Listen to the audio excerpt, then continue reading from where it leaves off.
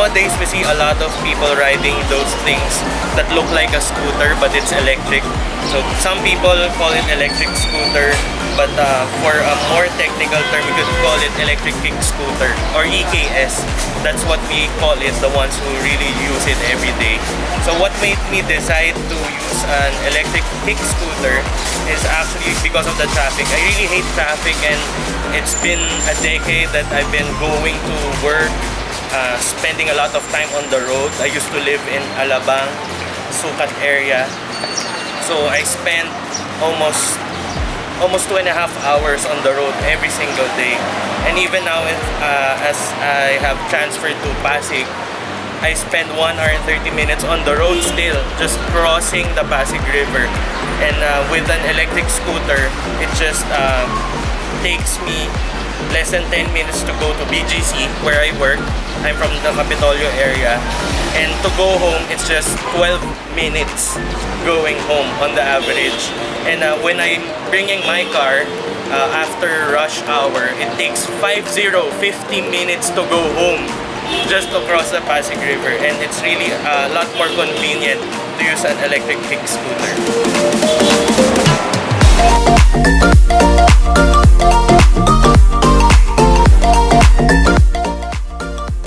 It's really portable. You can just stow it in a car trunk. You can put it inside your house.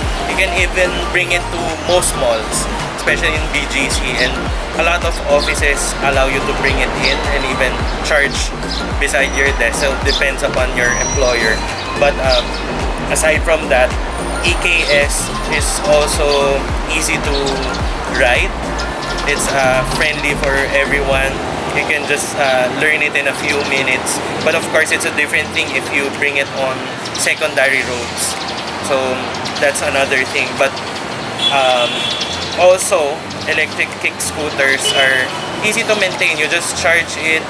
It can reach up to 10,000 kilometers. But again, you charge it every day. You don't need gas for it.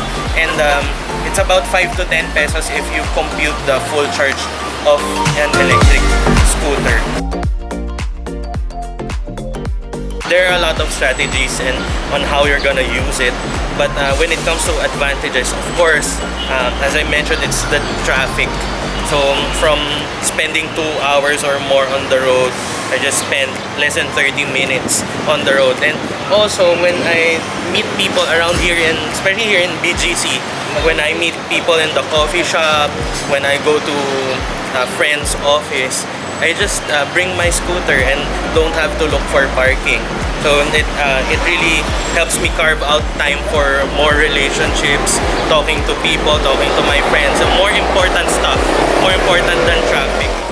And there's also a shop called UCM Motors near Libis. So they are actually experts in ATVs or all-terrain vehicles, and they also carry electric scooters as well. But the most popular brand in the world, actually Dualtron, is what I use right now. And actually it's very safe. You can actually bail out on an electric scooter when you're using it, because when you're riding a bike, you're mounted on the bike. So of course it's a debate of which one is safer, but actually electric kick scooters are actually safe. Just 4 tips. You just go to the Facebook pages I mentioned and click join Electric Kick Scooter Philippines or EKS.ph. Then there's Electric Kick Scooter Philippines Marketplace and Electric Scooter Club of the Philippines. So those are the main pages for these things I have been talking about. And you can see a lot of files there, a lot of posts, and get yourself informed. You can use the search function in Facebook, and you can get tips from there. You can ask questions and actually even private message some of the admins. And that's it.